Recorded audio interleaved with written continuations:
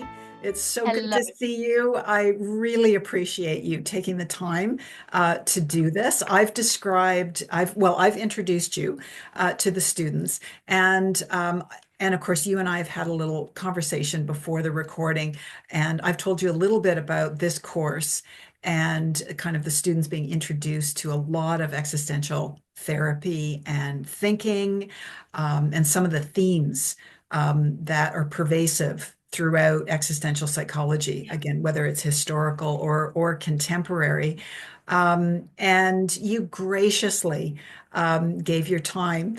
And you and I thought it would be kind of fun to have a little conversation about, sort of existentialism in everyday life and sort of to take it out of maybe the heavy jargon or the heavy theory, to really talk about how this is expressed for all of us every day, or the different ways that it's expressed. And, I also mentioned, we exercise our existential muscles every day. I certainly, in my own work, have lots of examples where clients will say everything from I want to be more creative in what I do or the work that I do. Um, I want to be more of myself in the work that I do. I want to be able to be myself at work. I can't wait until I retire so I can do something meaningful. Is what I do, does it even have any purpose to it? It might be someone questioning, is there any relevance to what I do day in and day out? Do I like the identity I've been straddled with? Now, of course, I'm talking about the context in which I see clients, which is the meaning of work. And I'm curious to know what you hear because you are a practicing therapist, um, as well as the founder and the engine behind existential offerings. But what do you hear, or what do you think of when you think of sort of exercising our existential muscles every day? Well, first of all, thank you so much for getting in touch and for inviting me onto this beautiful conversation and this course. And you were saying that many of the students, this might be one of their first times hearing the word existential in this way, or having said that, we're also hearing it often in the news. I was speaking to someone who said in the last couple of years, the use of the term existential has just absolutely skyrocketed. And, we can, is a whole different kind of a conversation as to why that might be. But the fact is that it is the case. We're often hearing the word existential, but what does that actually mean? Often we're hearing it in the terms of existential crisis, or Yes. the existential threat that the world is going through. And so already we've got these connotations where we're hearing the word existential, and what it's related to. We're hearing it in terms of threat, in terms of dread, in terms of crisis. But it's so much more than that. If you were saying about taking the jargon out of existential, out of like trying to understand it, what it means for us every day. Existential, existence. It's about existing. It relates to all of us, Hmm. all of us. And Hmm. as you said, you were asking how do I come across it? How do I experience it in my day to day is something maybe we can have a think about together also. But in terms of my work as a psychologist, as a psychotherapist, often working with trauma, but not always, it comes up absolutely all the time because it's part of our daily life, no matter what my clients might be bringing.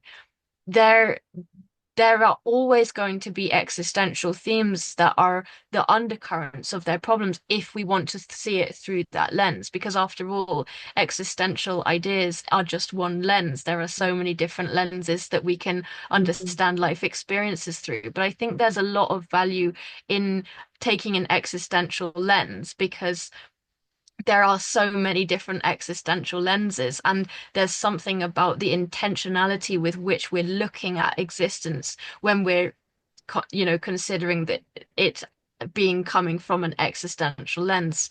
So in terms of client work, it might be themes, as you're saying, of meaning, of purpose. Who am I? What does it mean to be me within the given context of my life? Hmm. And I think there is nobody that will be listening to this, no student won't have kind of at some point reflected on these questions. Hmm. Why am I choosing to be listening to this right now? What Hmm. has led me? What has been my journey to be in this position right now? Did I choose this journey? Is it a journey that was forced upon me by somebody else? What are the freedoms that are around me in my life which enable me to feel really excited to be listening to this conversation? Or Hmm. what's going on for me that I'm like, oh my goodness, this is not a choice. This is not my freedom. This doesn't feel something that is authentically, but I know that I've had to click the video and tick another task. I think there are so many really, really valuable ways to think about our everyday experience that are offered by all of the very different existential approaches that are available to us and will be available to us in the future. But I Hmm. think a really key message that I want to share is that you are all existentialists. We are all existentialists. It is not something that should be just kept in academia, or just saying, well, these great philosophers, they are the ones who we should be looking at what they had a way to question or to answer questions from. Each and every one of us are doing that in every single moment of our life. Sometimes, as you said, more aware of it, kind of like think you use like are using a kind of existential muscles. Sometimes we're doing that in a very conscious way. We're really putting an effort. Why am I doing this? What Hmm. does this Hmm. mean to me? Where is my choice? Where is my lack of choice? And sometimes it's a lot more discreet, it's a lot more subtle, Absolutely. but Hmm. we're always doing it. Hmm. Hmm. Something that you said, I love this. You mentioned freedoms, plural, and freedom is a tricky word. I think it's been a problematic word, certainly in its English usage, for a very long time. It takes on different weight and tone and tenor, again, depending on historical period, what it's connected to. But it's interesting, the freedoms, plural, to kind of break it down from, something massive to, and I've mentioned this in class, these spaces, the spaces can be quite small, but these spaces where we both we feel and experience some space to assert ourselves, or again, to assert an action, or again, to be responsive to life, to feel that we can be responsive, to feel that we can participate. And again, we may not be using that language. Often, yeah, often we are feeling these things. We are experiencing these things. In many ways, experience precedes cognition. Before we put the language on, we have perceived and felt our way through these spaces of freedom.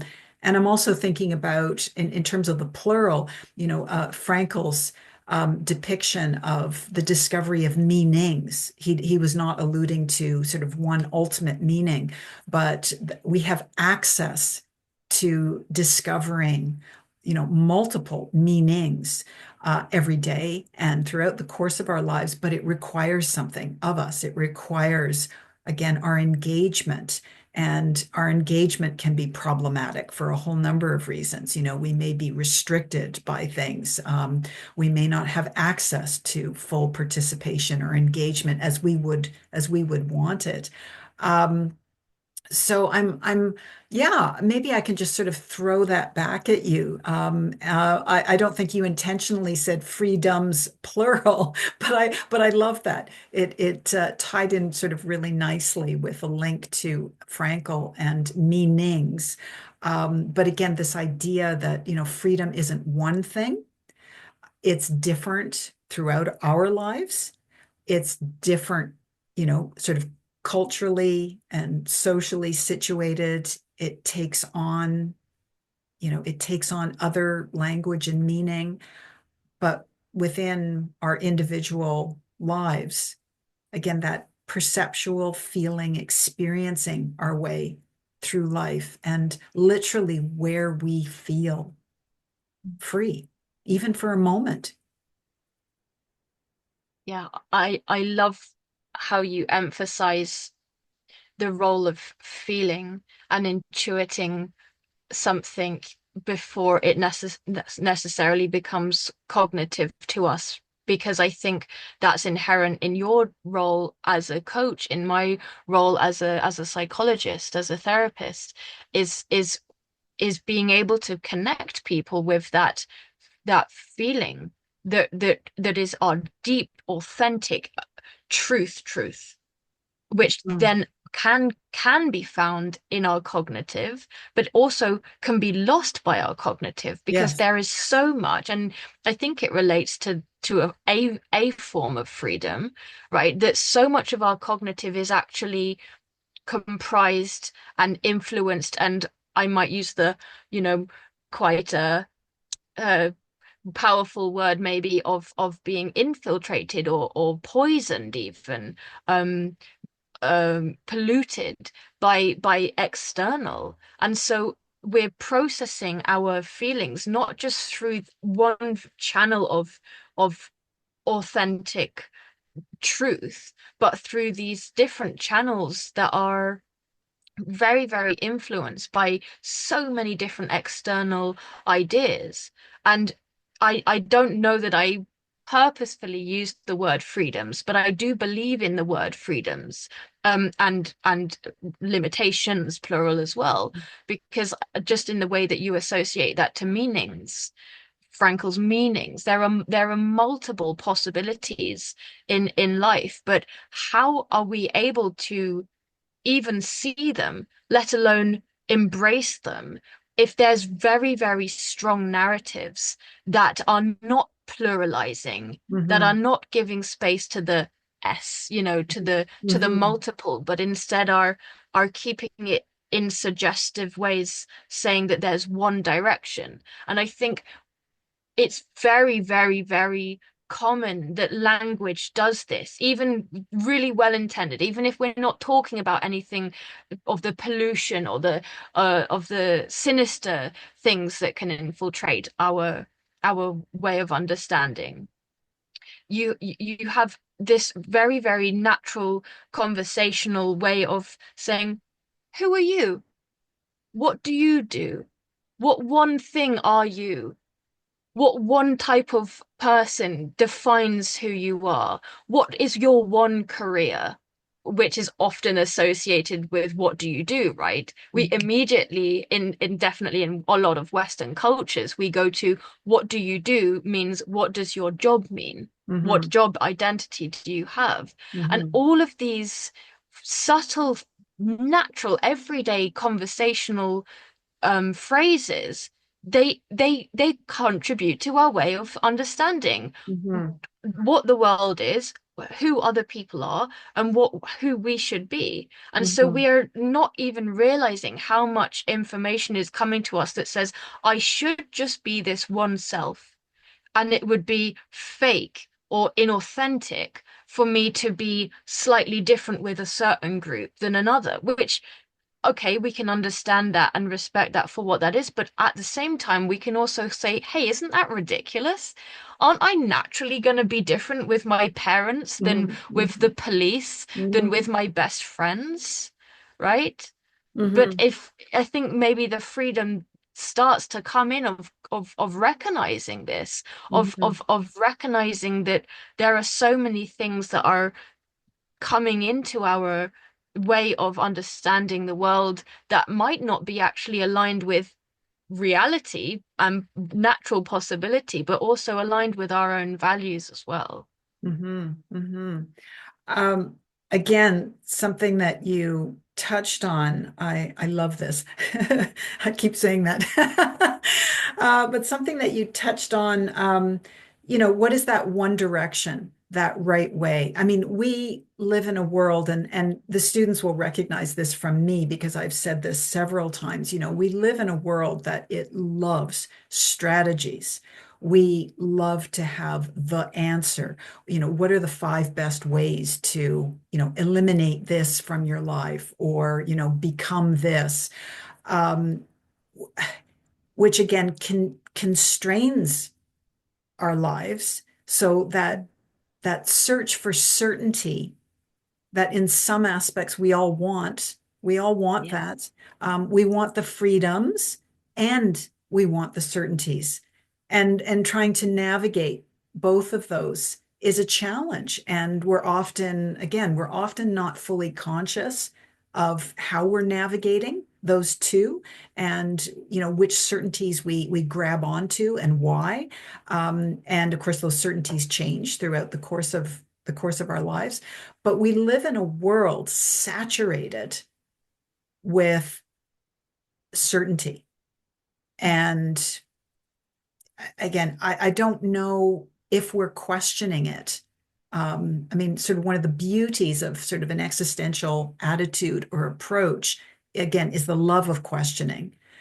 But questioning the impact that some of this has, because we do live in this world that wants the answer, wants the strategy, wants a clear-cut goal. The whole language around goals. Um, we're uncomfortable with uncertainty. We're uncomfortable with things that are free floating, and yet we still want these.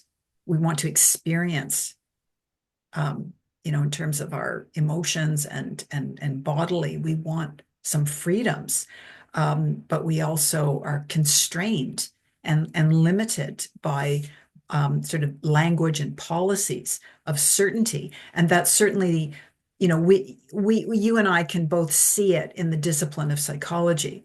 We can certainly see the direction that a lot of psychological models have headed over history, but are continue to head, again, providing this anchorage and this certainty and the answer, a diagnosis, a framework for normalcy. What is normal? And we're immersed in all of that. So I'm interested in your reflections on, again, an existential, everyday existential expression, because we exist. So, we are expressing ourselves existentially every day. What it's like to confront this contemporary world that is imposing these narratives of certainty. And I'm speaking, of course, particularly in the West. I mean, I'm sure we can see it globally, but it's very pervasive in the West. That's quite It's that's quite a something. lead up to asking you a question. No, no. It's beautiful. It's beautiful. There's so much to think about, and in both of our kind of contributions here, and I think this is a really um uh accurate, let's say, representation of what an existential conversation looks like. It's true. Arguably what isn't an existential conversation, but if we're thinking about a conversation that specifically considers existential ideas, I think this is a very realistic, accurate representation, because it is the fact that one idea leads to another idea, leads to another idea, and in that very nature, as this conversation shows, that mirrors existence, because existence is one experience connected to another experience connected to another experience. Our existence is just experiences all interwoven together, memories all interwoven together, dreams all interwoven together, fears all interwoven together. I'll stop there because it's becoming a tongue twister now. But I've actually given a lot of thought recently to what you were speaking about here, this idea of life being inherently uncertain, which is definitely a concept that existential thinkers have really brought to the surface of our awareness and given us a lot to think about and encourage us to think about. Life is inherently uncertain. And yet, as human beings, it seems that we are innately, intuitively fearful of this uncertainty, and Hmm. therefore, through so many different means, we try to find a way to create a sense of certainty, even though ultimately existential ideas would remind us it's impossible. Even the things that we really take for granted, like the fact that we're going to be here tomorrow, we assume that. We assume so many things that create a sense of certainty, but we don't know. Hmm. We just need to open the news at any time. Doesn't matter what time of day or what date anybody is gonna open this video and look at it. You can open the news and you can immediately find an article which just demonstrates that we do not have tomorrow guaranteed, Hmm. which is very, very much an existential theme. And Hmm. so what do we do? Hmm. What do we do with that? And so I think we've got this conversation going about how we're engaging with existential ideas, but also why and how and why and when is it important not to engage in profound existential awareness? Hmm. Well, that's also important part of life Hmm. because if we were every day completely focused on the fact that there might not be a tomorrow, well, that is going to have a strong impact of despair, Hmm. right? And so Hmm. maybe some of this false sense of certainty that we create is actually really inherently valuable for us to be able to live in this uncertain world. But Hmm. that's not, that's one way, that denial or that pushing away, that ignoring the potential for no tomorrow is one way that we can create a sense of certainty. But there's so many other ways too. And I think, like I said earlier, there's that sense of it's this really innate human quality to try to find a sense of certainty, and the fact that we do that in so many different ways. And it's something that we can look right back in history and realize that, in a sense, humans have always tried to do this. Hmm. We've always tried to find this sense of certainty, or this sense of, well, if it's all too confusing and I don't know, then who can give me answers? Hmm. And I think we have, and I know it can be a sensitive topic, and so I always try to engage with it respectfully. But any form of religion, I imagine maybe people are going to be watching this. Some that are aligning with a certain a formal religion, and some that won't, and that's okay. But the kind of fact that I'm trying to talk about here is the fact that religions or non-religions there are all different ways of trying to say, here are some answers. Hmm. Here are some answers about how we navigate this very confusing thing called life. And if even whether that is with a formal God, whichever God or gods that might be, or without with the absence of a God, we then find other people that can put answers for us. So is that our parents? Is that our teachers? Is that our friends? Is that what celebrities are saying? Is that the media? Right. And so we have this inherent way to find a way to live with the uncertainty by Hmm. creating certainty, and alongside that to find answers that really make sense to us. But I think if we go back to that theme of freedom, then a lot of freedom can come when we become aware that that's what we're doing. Hmm. And we Yes. also give ourselves permission to change, to Hmm. say that answer Hmm. might really have felt so real to Hmm. me yesterday. Hmm. But actually, if I give myself time to be with myself, to reflect on that, that answer might not make sense to me now. And that doesn't mean that something's wrong. That doesn't mean that I'm being inauthentic. That Hmm. doesn't mean that I was lying yesterday when I'm saying something different today. But it means that I'm just naturally allowing myself to evolve, Hmm. allowing myself to continually be open-minded and Hmm. to just reflect and to just keep embracing the possibility which comes with Hmm. uncertainty, the Absolutely. mystery. Yeah. Yeah. Being present in my life and how I am experiencing the things around me.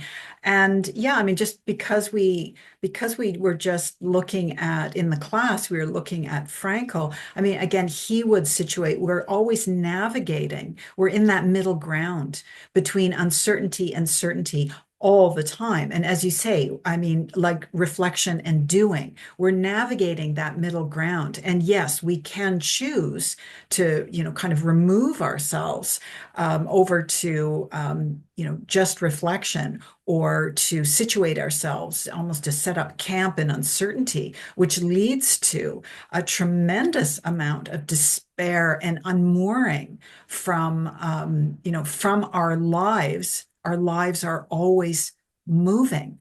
There's, well, even that, right? We're navigating, wanting to ground ourselves. And at the same time, the reality that life is moving all the time, the life that we are experiencing all the time. But yeah, getting at that navigation, that middle ground, and being aware of it. And again, there's no such thing as full consciousness, full awareness.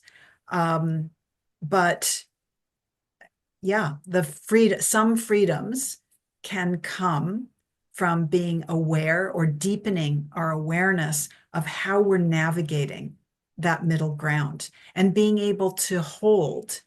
That's something I see with my clients a lot.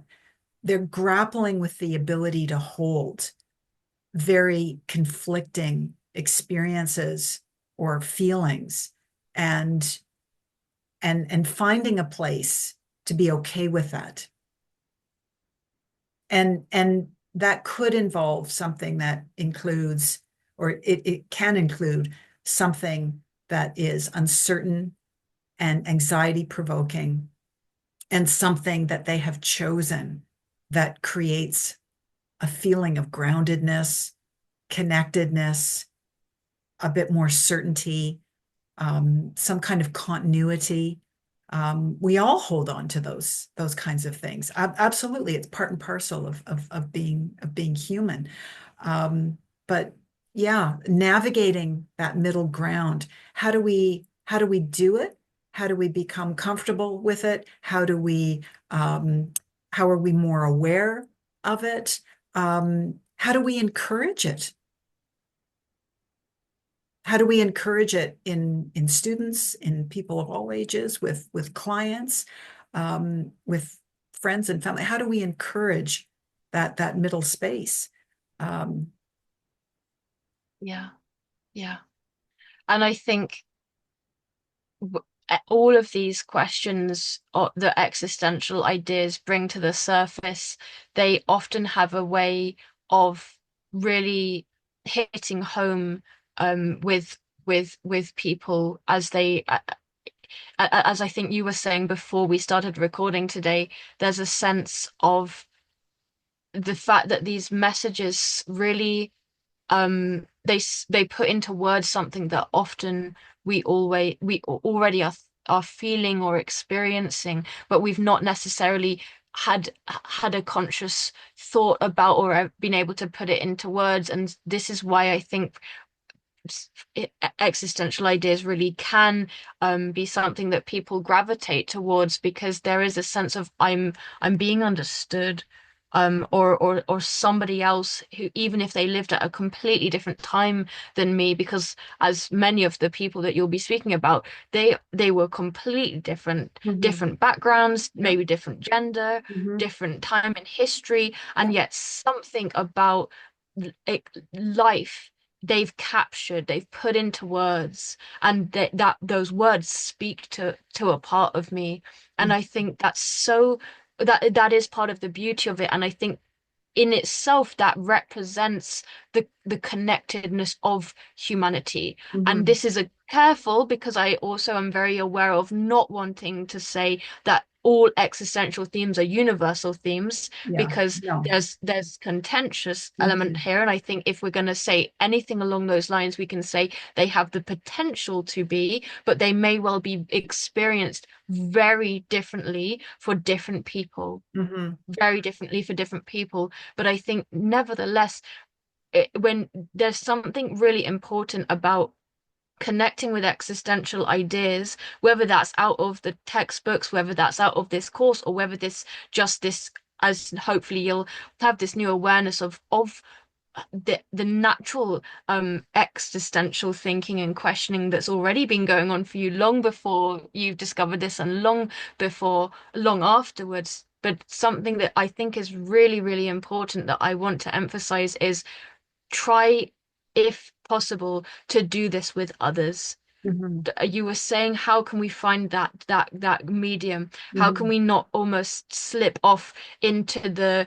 complete denial and getting lost in not thinking? And how Hmm. can we not slip into completely being so engrossed and obsessive and questioning that it becomes a really dangerous rabbit hole to go down? Hmm. And I Hmm. think one of the really important things that I've realized, maybe too late, maybe part of what led me here was that I struggled with these questions so much as a young person and had no one to speak to them about, Hmm. is to do it together, to Hmm. try to find a community, even that's just a Hmm. couple of friends that oh, if I'm thinking deeply, which is really what existential thinking is in Hmm. modern day language. If I'm thinking deeply about something, who else thinks deeply that I know? Right? Who else can hold space and is interested to think deeply? Because it's not for everybody. No. But if it is something that we find ourselves naturally doing, it's so valuable to do that together. Because Hmm. rather than finding a rabbit hole and getting lost because it's fascinating as it is terrifying, we can have a companion to travel that with us. And we're not having just one echo chamber of our own thoughts, but Hmm. we're also having somebody else's perspective and interests and curiosity keeping Hmm. us balanced there. I mean, there's a lot of ways to answer your question, which I think Oh, is a great question, but yeah. And as you're speaking, I'm thinking one of the things that, I always found so compelling, and this is going back decades and decades when I first encountered, existential psychology, um, was the integration of the subjective and the relational reality of life, and not divorcing those those two. And so, as you're speaking and talking about, connectedness, and yeah, I mean, we can certainly go down that rabbit hole individually. We have that capacity. And we are always and inextricably linked to others. right. And I think beyond that, nature is also really, really powerful at keeping us grounded. And I think there's an amazing Canadian existential, want to say positive psychology, combining the two. Yeah, is Holly Ann Passmore. I'm Mhm. not sure if you're familiar with her work or if she's going to be on the course, but she's doing some beautiful, beautiful contributions to this world of thinking that really emphasize the power of nature. And definitely, as somebody who is prone, let's say, to existential thinking, I can't not think deeply. Even if I've tried, it's been impossible. It's been something I've always done and probably always will do. Doing that by myself, it can be fantastic if it's got a direction, and it can be really painful and despairing. Even this morning, I woke up and I found myself, oh, there's so much going on in the world. There's so much news. There's so much pain. I've got some really heavy clients. I really found myself spiraling. And I have my dog, who nature, Mhm. in a sense, whose their existence was really powerful to draw me out of that. I purposely, because I'm aware of how I think in this way, I've been able, fortunately, to cultivate a lifestyle that balances that. And so I live in the South Downs in the UK, so in the hills. And so immediately I now know to Mhm. go out into nature. And Mhm. sometimes I know I've got to walk further into the forest to until I reach that moment that, okay, I'm grounded again. Mhm. Because I think it's really, really easy in the world of concrete, in the world of buildings, in the world of thinking, in the world of technology.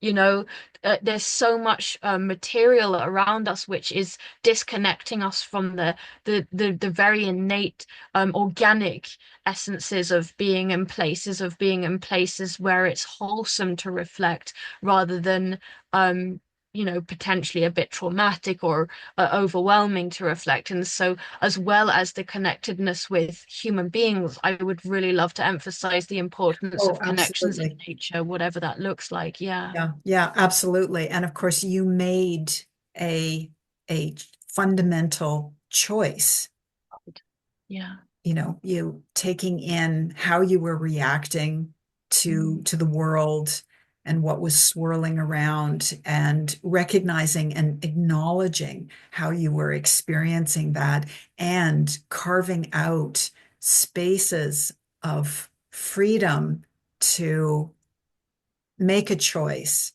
and say, I need to experience, I want to be connected to in this case to nature.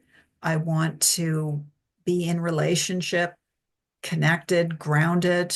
I'm making that choice. And I'm implementing that by, yeah, Yeah. Yeah.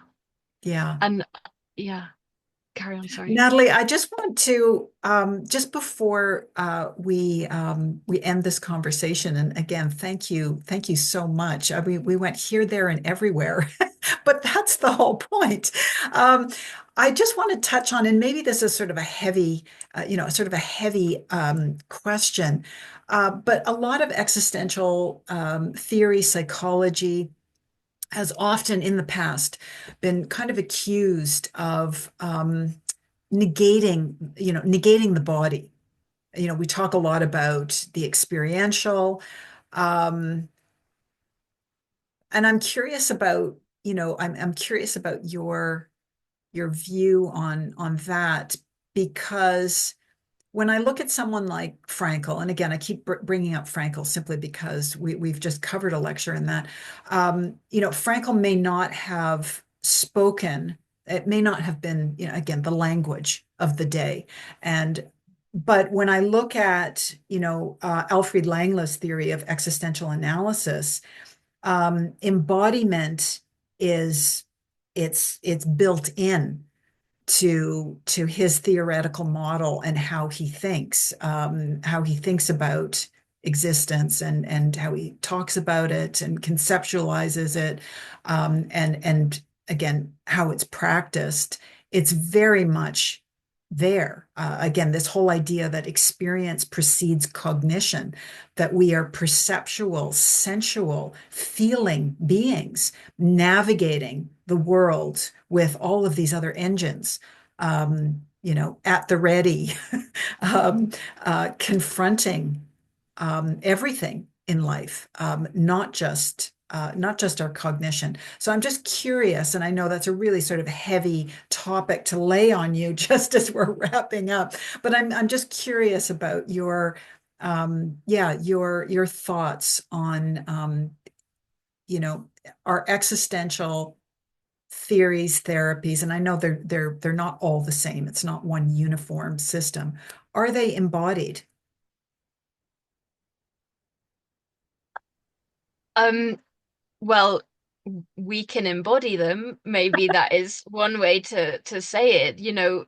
I will answer your questions, but I know I kind of jokingly said that, but I think I'm also not joking. I think that is a really, really important point, and whatever that means to us, to embody something, that what are these ideas, these theories, these therapies, these philosophies, if we're not embodying them, if we're not allowing them to become part of us, if we're not allowing them to just almost, yeah, seep into us and invite a way to navigate the world. And some people you might have invited to have this conversation, and they would have been really, really great at saying, this theorist said this, and this theorist said this, and this theorist said this. And some of your students might come through this course and they might be really naturally good at saying, oh, this theorist said this, and this theorist said this,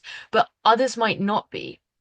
And those people might hear the people saying, this theorist said this, and think, I can't do that. So what does that mean? Am I not a good academic? Am I not a good existential philosophist? Is this something, I made up a word there, a philosophist. We Is do this that something too. that We I make up should, words. yeah, yeah, right. Like, is this something that I shouldn't pursue? And I would hope that I can discourage that. I hope that by sharing that that's not something that naturally comes to me and not comes to everybody, is this idea to connect a theory. For some of us, it's a lot more experiential, or we could use the word embodied, Hmm. right? It's a much more of a lived philosophy. And Hmm. so sometimes I know, oh, I'm speaking about meaning, and that's very something that Frankl covered a lot, and here's what Frankl had to say on it. But I found the more that I've engaged with these ideas over the years, it's come a lot more natural to me that it just becomes part of my attitude, and it might actually be really quite difficult for me to pinpoint which philosopher or which theory that naturally Hmm. came from, sorry. And so I think we have that opportunity to embody philosophy, as well as to understand the theory, and to be able to write essays about who said what, and how we feel about that. Hmm. But when you ask the question, is existential philosophy embodied? There isn't one answer to that question, as you've alluded to. Yeah. And I don't think that's necessarily a bad thing that there's not one answer. It's just, again, the nature of existential philosophies is to question, is to Hmm. critically consider, is to see what feels right. And there are some existential philosophers who would say there is no particular need to think about the body, and there are others who said that it's absolutely about the body, and again, how that looks like is going to look fundamentally different. And you said it was a hard-hitting question for the end, and so I'll give you quite a hard-hitting answer here. There's actually a live event that is happening later this month, um, that is going to be presented by Henithia Vete Congolo, who is an Africana existentialist, one of her specialities. And her research looks around the lived experience of humans, enslaved humans, who were seen only as an object. Hmm. Their physical form, and their strength to do the tasks that the masters needed them to do, was the only part of their experience that was valued. Hmm. Any kind of sense of being a human, of being a human person, of having a human identity, was violently um, responded to by Hmm. by the slave owners. And Hmm. so this is saying that it really depends which existential philosophy we're thinking about, Absolutely. um, when it comes to whether it's embodied or not, whether it refers to embody or not, whether that's in a specific way, like Merleau-Ponty, who's the go-to. Mhm. Oh, Merleau-Ponty spoke about embodiment. Mhm. Mhm. Nobody else really did. But I think, as you say,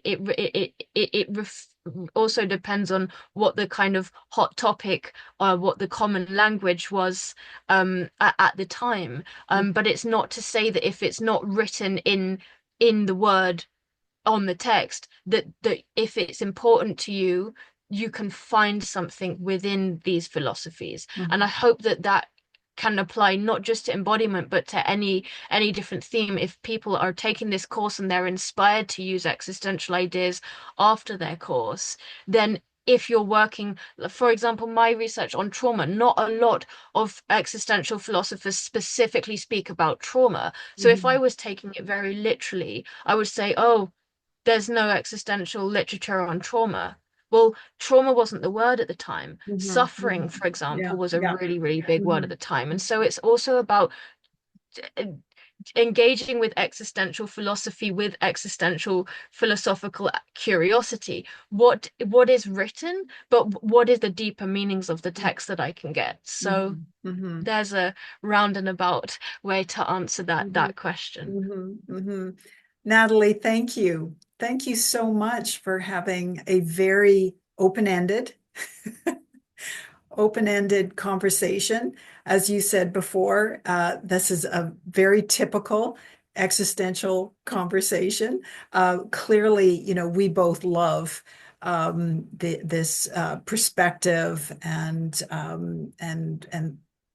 sort of way of thinking and approach, and have devoted many, many years in this area. But yeah, we both hope it's interesting, certainly for my class. And I really appreciate you taking the time to do this. This was very impromptu. Well, I will certainly tell the class. We did not plan. This was not heavily planned. So I really appreciate it. That's part of life too, the spontaneous, the connection, and the authenticity in that.